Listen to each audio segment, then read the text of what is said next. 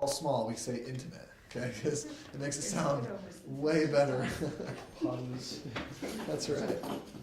Always want to positively spin everything.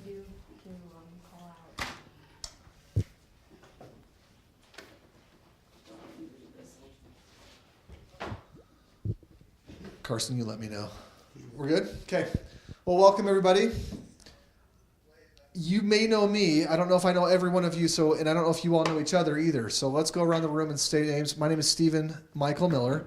I use all three because there are about 1 million Stephen Millers out there, but not as many, maybe only 100,000 Stephen Michael Millers. So why not differentiate myself a little bit? So that's me. Who is everybody? Let's start over here. Zach. Shelby. Jacob. Sarah. Melissa. I will not remember any of your names, but hopefully some of you will remember some of your names. Okay. Why are we here? What are we here to talk about? Real estate. Okay. Why do you want to talk about real estate? What does real estate do? Carl. This is Carl. I do know this guy. Hi. How you doing, Carl? Well. Good. Why do you want to learn about real estate? I want abundance so that my husband can stop working and we can play. Ooh, I like that. Abundance. What does abundance mean? Abundance means having more than enough of what I need so that I can share with others and create what I want. Okay, good. Getting more. Good. What else? What else are you here for? Knowledge. Okay. See what the spiel's about? The spiel. What everybody talks about? Good. Okay, what else? Mailbox money. Mailbox money. You know a little bit about that, don't you, Carl? Yes, you do. Okay, what else? What are you here for? Knowledge. Knowledge is... That's really why I'm here. I don't know a lot. Don't know a lot about what we're doing? Okay. Friend recommended me to come. Good. Who? Candace. Oh, yeah, absolutely. Fantastic. Okay. So you don't know what you're in for? Nope. Okay. Is this your first experience with our company? Yep. Awesome. Well, welcome. Glad to have you here. So I'm going to give a little bit of background before I jump into what we do and why we do it and how we do it. I'm one of the original founders of our company. Our company has done a lot of different things. Real estate has been a huge foundation of what we've done over the last 10 years. We've obviously now gone off and gone into the personal development space. And this is an interesting transition of what's happened over the last couple years or so. As we would sit down with our clients that we would bring on, almost every single one of them that we would sit down with would have some massive hiccup. Meaning, we'd be talking to them and they would pay us a lot of money to come and work for us or work with us. And we sit down and get ready to implement what we call their game plan. And they put the brakes on. Why would that happen? Scarcity. Okay, people were scarcity, sure. Scared, I'd say more. Out of their comfort zone. Okay, maybe out of their comfort zone. How many people have experienced, at least once in their life, a pretty major financial oops day? That's what I like to call it. Okay, just about everybody, right? Almost everyone has experienced some sort of oops day, right? Where they invested in something that they thought was going to go awesome and it didn't go well. They bought some sort of education and it didn't go exactly according to plan. They invested in I'm getting all the looks over here. This is fantastic. I know everything I need to know now. Okay, maybe they had a partner who they brought on who embezzled money from them and stole and ran off. Or whatever it is, everyone has experienced at some level or another some sort of financial oops day. So when they came to us, we'd have to, we start moving forward, and all of a sudden, all these walls would go up, and everyone would be scared to death to move forward. And so it was interesting, as we were coaching them in real estate, a lot of our real estate coaching became life coaching. We had to help people overcome those limiting beliefs and those blocks that they had formed because of those experiences that they had. And this became such a normal part of the process for us that really, I guess it was second nature. We said, well, obviously there's a huge need out there for people to overcome those limitations. The reason why most people aren't exactly where they want to be right now in life is because they have some sort of mental block holding them back. I promise you it's not because they haven't found the right system or they just haven't gotten that right job yet. That has nothing to do with it. It's because there's something in their mind that's holding them back. And so this is where we really come in. I want to just go down this road for a quick minute, and I'm going to share something. This is, how many of you, so has everyone else been to Limitless before besides you? You have not been to Limitless, have you? No? You mind if I share something on this real quick about our past experiences? I promise it will go into what we're talking about. It's really important, as a matter of fact. So when we start off in life as children, anybody have little kids? Not anymore. Anybody have little kids? Not anymore. You have bigger kids now. You have little kids? Yeah. Okay. Ages? 6 and 4. 6 and 4. Okay. You guys? No? So I've got 7 kids. My oldest is 13. My youngest is 3. My oldest is actually turning 14. What's the date today? 13 in 2 days. So yeah, it's Friday. So pretty exciting. If you ever watch kids, though, my youngest, his name is Abram. When he was just born, we'd lay him on the ground on a blanket or something like that, and he'd be sitting on his back, and he'd just be observing everything around him. And it's interesting, if you watch babies and what they do, they're sponges, right? They're constantly soaking everything up. And here was my son, Abram, just born, a couple weeks old. He'd lay on the ground, and he'd just look at everything that was transpiring around him. He'd just soak it all in. And it's interesting, if you really watch what babies doing, what they're doing is not only observing, but they're trying to imitate what they see. And so my son, Abram, would be watching his siblings, his 6 other siblings, running around him and being crazy as they normally are, right? He'd see his mom and dad walking and doing their tasks and whatever, and he'd try to walk. Now, what does a baby look like when they try to walk but they can't yet? Yeah, they're just laying on the ground, and their legs are kind of just sporadically, making different movements. Speaking of which, has anyone ever tried to imitate what a baby does for like an hour straight? Like just every movement that a baby... No. You ever seen P90X? I'm happy to say I haven't been that bored. Okay. Hey, it's not boring, I promise. Okay? It's like P90X squared. It's the best workout you'll ever have. Don't go to Voss anymore. Just do what your baby does. Anyway, so they're constantly trying to do these things, but they're failing and they're trying, right? They're not walking it, are they? Nor are they talking. They hear us talking, they try to imitate that, so they make sounds, the little goos and gaws and whatnot. And it sounds not at all like talking yet, right? So, in essence, the baby is sitting there trying over and over and over again, but they're failing horribly, right? I mean, we would never look at the baby and be like, "You horrible failure. Get up and walk," would we? No, but we do that to ourselves. It's interesting. Something happens at some age, I don't know the exact age, but at some point, we stop looking at failure as something good and we start to look at it as something horrible and wrong. As if because we became an adult and because I became a father, I'm supposed to now be perfect in how I show up in the business world, or in how I show up as a father, or how because I'm an adult now, I'm supposed to be perfect as a husband, or whatever. That's crap, right? What we're supposed to do is continually learn. And so when we experience these massive oops days, it's about looking at it differently. It's about finding out how we can learn from that. Not learning the wrong lesson either. Right? If we lost money on a business deal, we don't tell ourselves, "Well, I'm a horrible businessman, obviously. I just don't know what I'm doing and I suck." Anybody ever done that? Yeah, I've done that before, right? Well, don't do that anymore, okay? We're going to move forward and actually see success. But that's kind of what started us along this road. It was interesting. So I met Chris 19 years ago. Chris and I actually met in Berlin, Germany. Actually, it wasn't Berlin. Yeah, no, it was Berlin. We were in Berlin, Germany, serving a Christian mission for our church. We became great friends, and we had always kind of talked about going into business with each other when we got home. We worked really well together, and when we got home, he was from Washington State, I was from Florida, Tampa, Florida, so opposite ends of the country, and we ended up converging here in Utah, going to school here in Utah, met up and started talking. Come on in. So we met up and we started talking about what we could possibly do. One of the first things that we talked about was real estate, but we had no idea what that might look like. I remember one of the first things we did is we went out and got business cards called, I think it was Miller and Crone Investments. I wish I still had one of these business cards. I probably could rustle one up somewhere. But we made these business cards to go out and start investing. Nothing ever came of it. We both actually went and worked with a company that sold real estate education for a while. Now, how many of you have ever purchased a real estate book? Raise your hands. Okay. Anybody ever purchased a real estate program? Raise your hands. Okay. Almost purchased the program.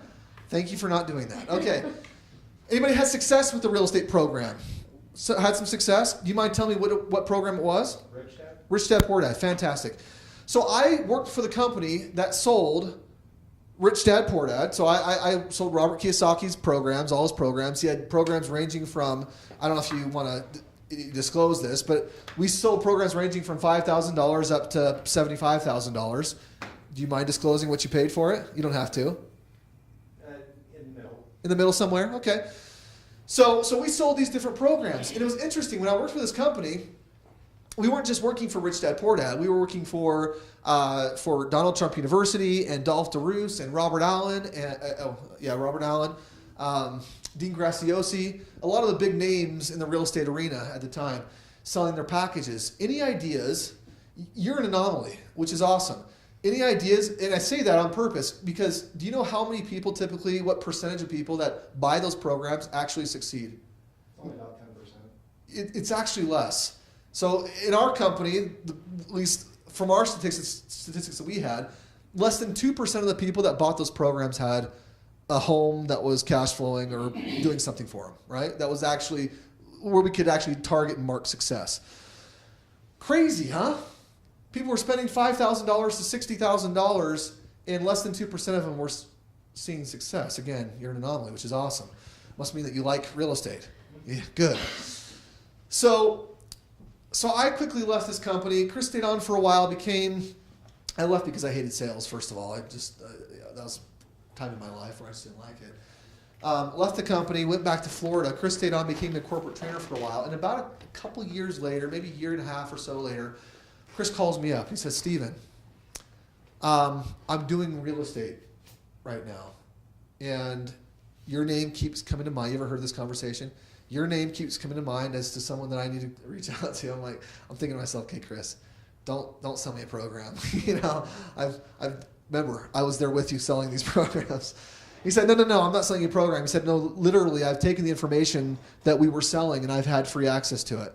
So I've taken it and I've done what most people don't. I've actually gone through it and I've distilled it and I've taken the good and left the bad. And out of all these different programs, I've now started to create sort of my own system, my own program of what I'm doing. And it's working really, really well for me. And I'm getting to the point now where I'm buying 2 to 4 properties a month and I can't manage it by myself. And I keep on trying to work with other people, but no one is doing it the way that I want it to be done. And your name keeps coming to mind and I'd like to partner with you. What do you say? Well, after several conversations and several months, I ended up moving my family back out here to Utah from Florida. And we started to bring on more and more partners. At first, I learned kind of what he was doing. Then I took over certain parts of it, got better at portions of it than he was. He focused on what he was best at. I focused on what I was best at. It ended up being a great partnership. And we started to grow this partnering concept of what we were doing. And it was phenomenal. And our partners were seeing the exact same results that Chris was seeing in the very beginning, and it just was starting to roll. Now, the natural progression of this type of animal as this begins to grow and to form is people start to get wind of what's going on. And so here we were buying 2 to 4 properties a month with more and more partners as we were bringing them on, and more individuals began to ask, well, what are you doing? You know, I'm friends with so-and-so who you've partnered with. Will you teach me what you're doing? But because of our experience in the industry of the teaching and learning that goes on, you know, where most people don't see success, we said no. People kept coming to us and saying, hey, will you teach me? And we said, no, sorry. We don't want to be those guys. We don't want to be just the info marketers that are just teaching people to do things. And then when they don't implement that information, they point the finger at us and say, well, their program sucks, or, you know, these guys are horrible, or whatever. We don't want to be those guys. So we kept saying no. These calls went from coming in like once a week to we were getting now random phone calls almost every day, and sometimes twice a day, from people saying, hey, we need this. What you're doing is working. Will you please help us? And so finally we sat down. It was Chris and I and another partner. And we sat down and we said, look, there's obviously a need here. People are looking for a type of real estate that works.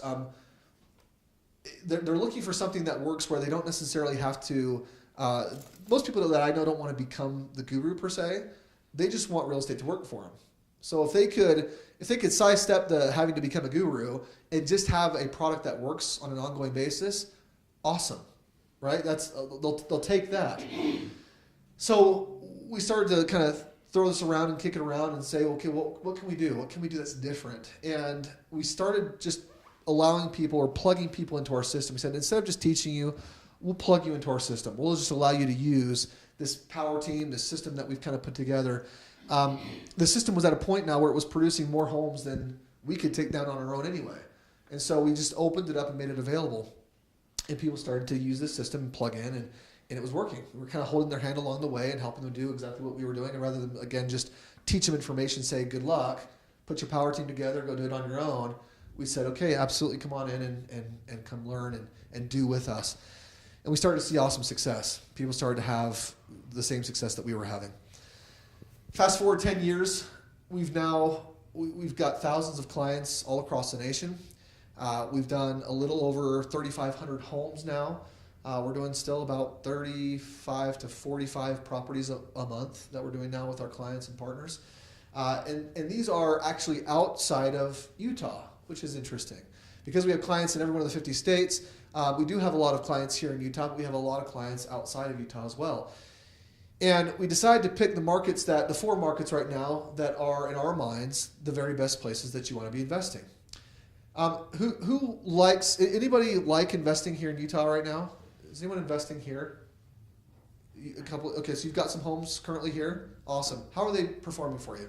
Cash flow great. Doing great. What is your cash flow roughly on a monthly basis? About 2,000 a month.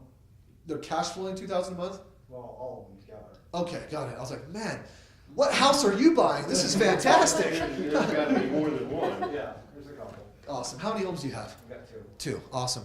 And you're cash flowing $2,000 over those 2 homes? Mhm. That's amazing. Are those outright purchases? No. So you have mortgages on those? Mhm. Wow. Come on up. We're gonna you want to teach? No, I'm just kidding. Bring you up to teach us. No. That's awesome, by the way. I'm excited to talk to you about what you're doing and how you're doing it, because that's very, very rare, again, especially in this market. What types of homes did you purchase, if I can ask? One's a single family and one's a duplex. Okay, single family and duplex. So you've got 3 doors. Mm-hmm. Okay. And the single family, what square footage? 2,100. 21 square feet. Awesome. Good. And the duplex? 1,800. Wow. 900 top and bottom. Oh, you're doing something really right. This is fantastic. I want to learn more about what you're doing. I'm serious. I want to hear more about what you're doing. Is this something that you feel like you can duplicate over and over and over again? Mm-hmm. Really? Wow. $22,000 a month of cash flow on 3 doors. Yeah, you gotta find the right location, run the numbers. Okay, that's awesome. We're doing awesome Hard things. work, Hey, we're about to do some things together, I I think. This thought I is, was doing well. yeah.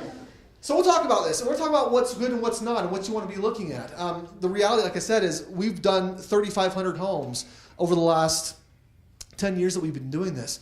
The fun part about the 3,500 homes that we've done with our clients is currently we've got about 2,200 under management, a little over 2,200 under management.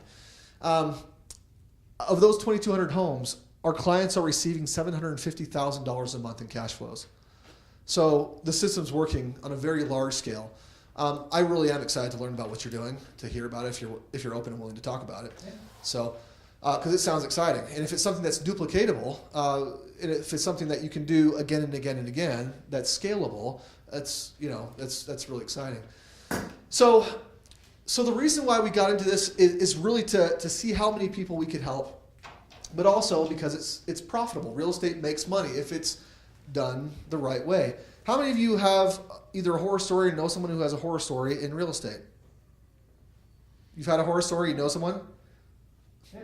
Tell me your horror story. Single family we bought at the top of the market before it crashed. Yeah. It was literally crashing as we were buying. Yeah.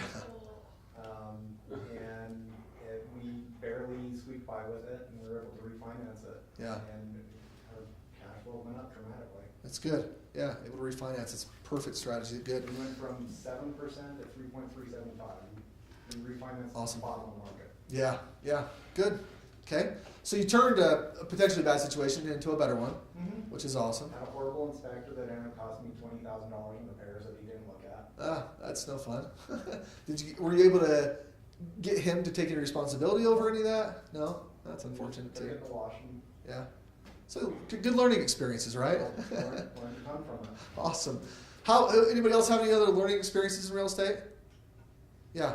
My dad had a rental property where the tenants kind of destroyed it and wouldn't get out, and he had, at the time, didn't have the time, because he was dealing with sick mom, to leave them, so they stayed for months and months and destroyed the property. Wow. Okay. Yeah, I had a home down in Florida that I was putting on a lease option, and this home, a little small bungalow, about 1,300 square, well, it's about 1,200 square feet, and I was moving out of state. It was actually when I was coming back out years before I learned the system that we do, and found this gal, put her in the home, and a few weeks later or so, I started getting calls from my old neighbors, and they said, "Stephen, what are you doing? Like, what did you do?" I was like, "I don't know. I'm out of state. What did I do? What are you talking about?" Like, "Your home. Who did you put in your house?" I said, I some nice girl." "Yeah, she's not that nice." I said, "Well, what are you talking about?" She's like, "Well, she's a stripper, and she's been bringing clientele home, and a whole lot worse than that." And I was like, "Gosh, sorry, Well, I didn't know. All of a sudden, drugs and all these kind of things were being, brought through my house." And I eventually, nothing could be proven, and cops were over there every once in a while for domestic disputes and things like that, but nothing that was illegal per se was caught or was found. So I ended up having to pay her like $1,000 to get her out of my house and just to walk without any trouble. But that wasn't very fun. So real estate can obviously throw some curves. One of the things that I've noticed is if you haven't done a specific type of property 100 times or more, there will continue to be things that will pop up that will give you opportunity to either learn or to not. It's up to you whether you get to learn that or not. And that's one of the benefits, I think, of what we bring to the table is because we've done it so often and because we've done it so much. I won't say that we have been able to get rid of all risk. Real estate has risk. It's part of the process. But we've created a system that creates a lot more predictability, where we help people to appropriately plan for what it is that they're doing. So what's your annual return, percentage-wise, do you know? I don't, because we factor holding costs and, repairs and stuff into it, so. Sure, okay, so no roundabout estimate, any ideas? No. No? Okay. So I want to talk about kind of where we are right now and what we're doing. The main markets that we're in, there's 4 markets, like I said. We're in Memphis. We're in Indianapolis. We're in Charlotte. And then we're in Orlando. So, between these 3 markets, these are our cash flow markets. And this Orlando is our equity growth market. What does that mean? Yeah, so cash flow market is just a market that's you're not going to see a ton of growth. Let me talk about this for just a second. Real estate does this over time, right? Real estate always goes up over time, always, no matter what. That doesn't mean it looks like this, though. Real estate doesn't look like this. What it looks like is more like this, where you see these large fluctuations followed by some smaller ones, followed by some other large ones. It's cyclical. If you go onto the internet and you study up on the Kondratiev cycle or the K-wave cycle, it talks about how this happens in certain time frames, and it's a pattern. So, for example, if this was the Great Depression, then this was 2008, right? Just before the Great Depression, there was this big bubble. Same thing happened just before 2008. We saw this bubble in 2006 and 7, right? Where in some of the first markets that we were in, which weren't these markets, we were actually first in Phoenix and Las Vegas. Those are the first 2 markets that we went into out of state. Actually, excuse me, that's not true. Can I tell you one more oops day that we had real quick? When Fannie Mae and Freddie Mac sold their first tape of homes, it was 164 homes that they were selling in the Midwest, mostly in the Midwest. It was Ohio, Michigan, some in Pennsylvania, Tennessee, and a couple other areas, Missouri, Kansas City, and anyway, before we went to Phoenix and Las Vegas, we were we knew a guy who knew the vice president of Fannie Mae. And a tape of homes is just a large block of homes that they're selling at a huge discounted price. These homes, they were selling for somewhere between 5 and 10 cents on the dollar, okay? This is right after the crash. And because we knew this guy who knew this, the vice president of Fannie Mae, Were they selling my notes? no, they were selling the homes. Okay. Yeah, actual homes. Yep, and they were selling them for 10 cents on the dollar. Again, if you understand, in the banking process, I know I'm a little bit around, but I want to help make sure everyone understands. In banking, if you're an FDIC insured bank, what can you loan out? Like, what's the ratios? If you have $1, what can you loan? You're supposed to be able to loan out $1. No, $2. 10. 10. So if you're FDIC insured, you can loan out 10 to 1, right? Which is awesome. This is why banks want to be FDIC insured, because they can loan out a whole lot more than they have. If you're Fannie Mae or Freddie Mac, you can actually loan out 100 to 1. Now here's the fun part about that for them. That means if there's a massive crash like what happened in 2008, they don't have to hurt. They don't really have to lose. They can discount that price to 10 cents on the dollar, or sometimes even less, depending on their portfolio size, and still come out either break even or maybe a little under, but it all evens out, right? So this is the situation we were in. They were selling off this block of 164 homes. I've got an inspection background. I took 5 other guys with me, and I saw I actually had feet on the ground and eyes on every single one of these homes of the 164. I actually saw and inspected 52 of those 164 myself. So we did all our due diligence. It all looked great. Make a long story very short, we had about a $2 million learning experience. It wasn't the very best place. It wasn't. It's just everything looked good on paper. Anybody ever done that before, where everything like maps out on paper, but then reality seems to be a little different?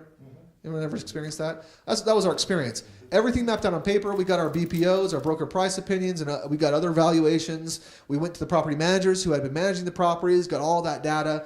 We looked at everything, and it looked like this was going to be amazing.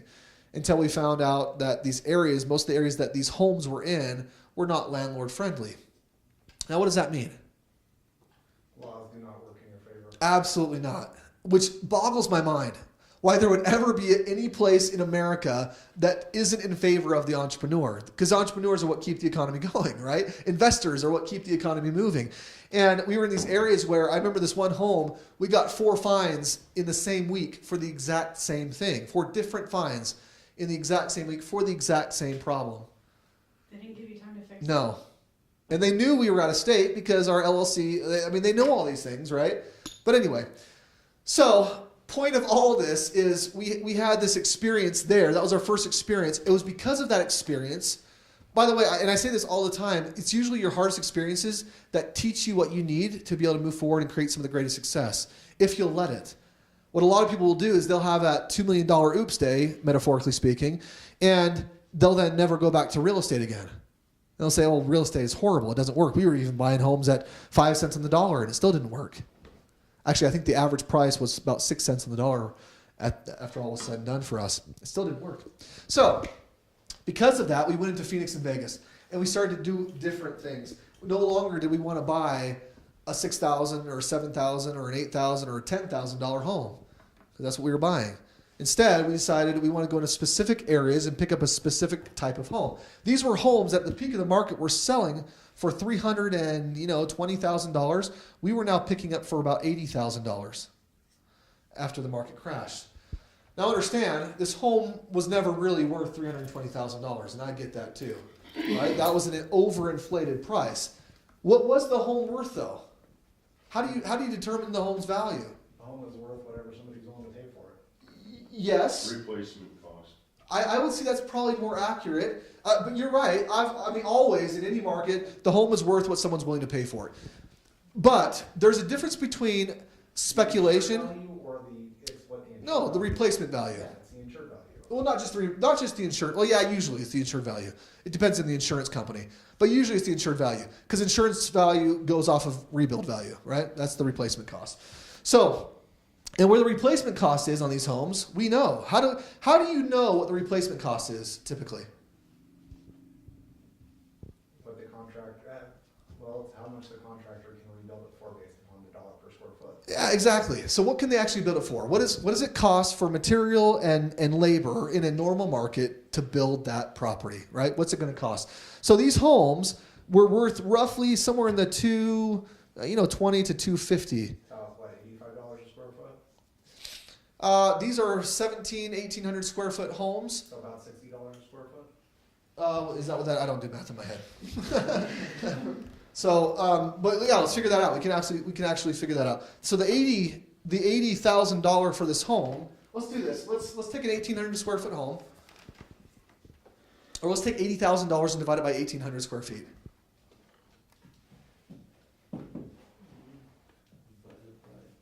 Yeah, 80,000 divided by 1,800 square feet. 44. So that's $44 a square foot. Awesome. Like that's awesome. You know. So what we knew though is it had to get back up to rebuild value. I'll tell you why I know that it has to go back up to rebuild value, and that's not just speculation. What I don't do, and what we don't teach people to do, is to speculate. That's where most people lose money in real estate. Is they're doing. You've heard of spec builds, right? Mm-hmm. Where you build it hoping that it's going to increase in value because the market's going up like this right now. And if the market doesn't do this, this is where people lost money. Is people were doing a lot of different spec builds. They're getting the mortgages they couldn't afford right as this was happening. And then when this happened, they were up the creek without a paddle. They were in a horrible situation that they couldn't handle. So the reason why I know that this space between here and here is not speculation is because what happens in a recession? Right. Meaning when we experience an economic recession or depression, what happens to population? Do we know? Slows down. No. Population actually grows. Actually grows faster in a recession and depression than otherwise. I'll give you an idea why. People lose jobs. They're at home a lot. This is what happens. All right. So anyway, What you're saying is a whole bunch of babies get babies are born. But anyway, population continues to increase. Population continues to increase in recessions and depressions. It doesn't slow down. So when a recession and a depression happens, what happens to the construction arena? What happens to building? That goes away. It stops. It was literally like a ghost town. We went down to Phoenix and Vegas, and we were in there in these communities that had started to be built. Like slabs have been poured, some of the walls have been put up, and from one day to the next, everything stopped. No more building. Like completely, the funding was gone, building stopped. There were ghost towns, like the tumbleweeds rolling through, ghost towns, right? That was happening in Phoenix and Vegas. So construction stops. Well, when construction stops and they're no longer building, but population is still increasing, what do they have to do? Yeah, and when all the houses are gone, so the supply has been used up, what do they have to do?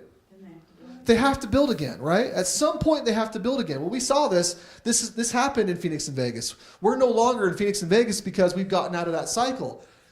They've already come back up. They've already started, not only started, they've now started building, and now they're building a whole lot more, and now we're almost edging towards some of this inappropriate pricing again, right? We're starting to get closer and closer to that.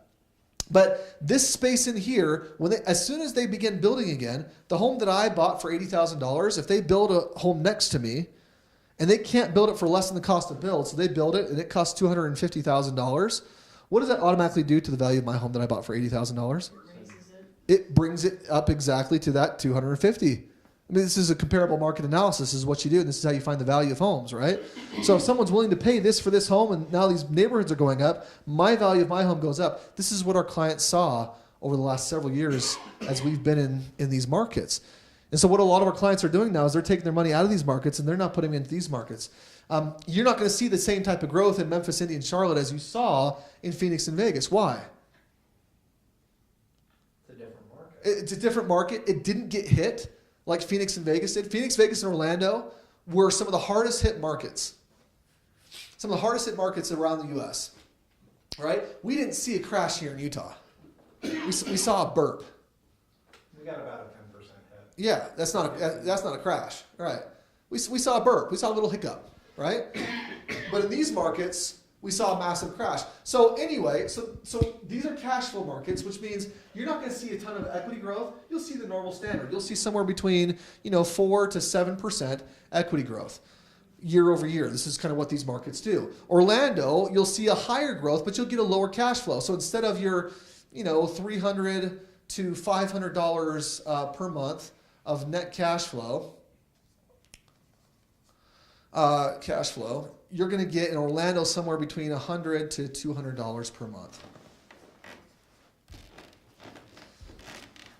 So that's kind of the difference between the two markets, okay? But you will see a little bit more of that equity growth, and you'll be able to capture some of that equity over time. We do a 5-year buy and hold strategy, roughly 3 to 7 years buy and hold strategy. Why do I not want to go beyond 7 years? It's the average time people move. Yeah, average time people move.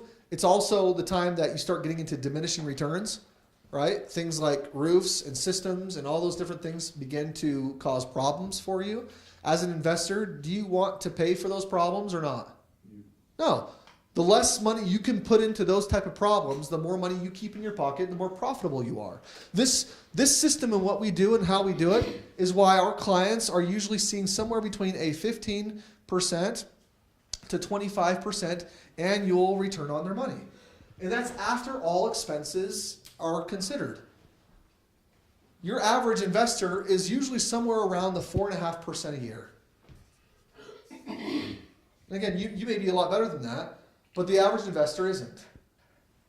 So doing something like this, is this going to beat your 401k? Absolutely. Yeah, it's going to kill it. It's going to blow it out of the water. Is this going to beat you playing around in the stock market? Yep. Yep, absolutely. I don't care who you are. The 30-year, this is funny. If you look up the S&P 30-year average on the stock market, they say 10%. I have not yet met anyone who's making 10% in the stock market. I just haven't met them. So if anyone knows them, please let them help them come to me. I just haven't seen it yet, right? So they say it's the 30-year average, but I just have never seen that. And they don't take into consideration all the fees that you also have to pay inside of that. This is all the fees are already taken into consideration here. We'll show you all the homes that we do. We're an open book. We show you the pro formas. We can show you all the data. It's all there. We take into consideration a 10% vacancy. We take into consideration that you're going to have 10% of repairs a year. We take a lot of things in consideration that most people don't, and we do it because we've done thousands of homes and we know exactly what to be planning for. So here's what we've done. When we first started, what we were doing here. I'm going to move this forward. When we first started, what we were doing here. We used to bash education a lot. And I told you a lot of the reasons why we would bash education. Because education, I wasn't seeing the results from the education that most people were experiencing. Most people were having horrible, horrible success. And we flipped that standard on its head. 70%, I think it's like 70 to 75% of our clients purchased their first home within their first 6 months. That's unheard of in this industry that we're part of. So we decided to do something a little different. Because in the beginning we turned away a lot of people that wanted education, they would go off and buy these other programs. And again, most people that would buy these programs wouldn't see the success that you were seeing. So they'd come back to us and they'd say, I'm back. We'd say, all right. And they'd say, I'm ready to plug in now. It's almost like the Matrix, you're ready to plug back in. Like I'm ready to get, start with the system. We'd say, great, well tell me about your experience. And almost hands down, they'd say, well, it just wasn't good. I tried to do this, that, and the other, it didn't work for me. And I'll tell you the reason that it doesn't work for people, for most people, is because although you're passionate about it, most people aren't. Mm-hmm. Most people have no passion for real estate. Everyone's got passion for money. I mean, everyone wants more money. But unless you're passionate about real estate, then doing it on your own probably doesn't make sense. Not only that, I can't tell you how many expert investors have come to us and said, I'm just so tired. Like I'm good at what I do, and I've done a really great job. I had a guy in Colorado who I was talking to, and I asked him once because we had talked for a long time and had a great conversation. And at the end of the day, after all was said and done, and he was kind of joining our group, I said, why are you hooking up with us? Like, why are you deciding to do this? I just wanted to get his take on it. I knew what I felt was some of the answers, but I wanted to hear it from him. So why are you joining this? He said, well, Stephen, I've been in real estate for the last 30 years. And I've done 50 some odd homes, single family residences. I've got 4, and currently, he said, I've got 4 300 unit apartment complexes that are awesome. They're working good, but nobody can do what I do. and I'm tired. He was in his, he's in his 60s or 70s or something like that. So I'm just tired. I said, yeah, that makes sense. I said, what if we could get you the same returns that you're getting right now, but you don't have to do any of the work? He's like, huh? Yeah. He said, no, that's why he was joining. That's why he was, working with us. So it made a lot of sense. So we decided instead of turning people away and having them then come back, we would offer them education too. How many of you know you're stubborn? Just raise your hand if you know you're stubborn. Okay, good. So stubbornness can be good sometimes, and sometimes it's not, right? If we're those of us that are stubborn, we always think we're right, don't we? Yes. Yeah, like always. I don't care what you say to me. I'm probably right. I'll listen to you. No, I've gotten better over the years. I've actually learned that I'm wrong a lot now. I've been humbled. But because we're stubborn, we often think we know what's best for us. We think we know what's right? And it's more about what we want than what we might need at times. And so we were turning everyone away because we thought we knew what they needed, but they thought they knew what they wanted. And so instead, we said, okay, well, let's just combine it. So we developed the Limitless Real Estate Community. The Limitless Real Estate Community is all about learning and doing the right types of real estate. So we do teach.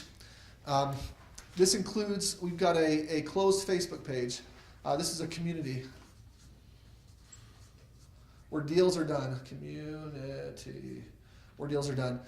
We've got a weekly call where people can ask questions and get information and understanding and talk about the problems that they're having in real estate, and we'll help them through that. We've got our quarterly 2-day trainings.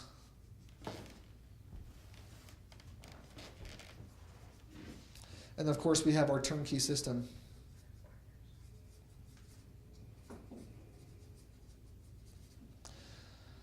So this is our entire, this is what it is. This is our Limitless Real Estate Community. And I am smearing stuff all over the place. Really to help people not just learn the information, but then to also get in there and begin to do it, to implement it. Having someone who's been there and done that to hold their hand and to help them, help them create a successful outcome. One of the biggest things that we like to provide for people, if they're interested in finding out if this is an option for you, is to sit down and have a game plan.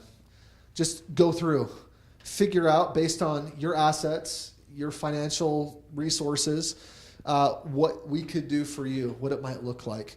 And I will tell you, I've never found the like of what we do on a large scale, long-term basis.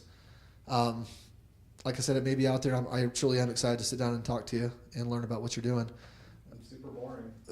Hey, if it's working, it's working, and there's always things to learn. Even though like I said, we've done thousands of properties, there's some things that we don't know for sure. And there's things that we can learn. So I'm excited to sit down with you. But this is what it is. How many of you would see value in sitting down and getting a personalized game plan with me, and seeing if this is something that could work for you? Anybody? So if you see value in this, here's what I want you to do. I want you just to text me. 801-691-8909. And just text me. Text me your name, and just say I would like a game plan, and then I'll reach out to you. We'll set something up. Any questions?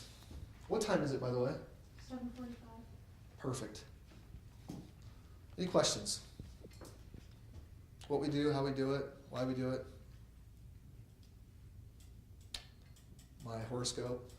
Nothing like that. I'm Gemini. Twins. I don't know what that means, but I say it now. Because why not, right? What were your first one? Steven. Yeah, Steven Michael Miller. Oh, yeah. You get all three now. Any questions? Nope. Okay. If you're interested, shoot me a text. We'll sit down. If you're not, have an awesome day. Can I ask a question? Yes. Yeah. Well, I don't think it's for the whole group. Okay, well, maybe not. So how do I get to talk to Chris about that? Because I've done the sea capital thing. I would reach out to him directly. Okay, Yeah, just private message him for him. okay. Yep. Thank you. Yep. Okay, everybody, thank you. You can clap if you want or don't. You know, if I was super boring, just don't clap. If I at least kept you awake, you can. No? Like, man, this is being tough. Wow. Thank you. All right, perfect. Whoa.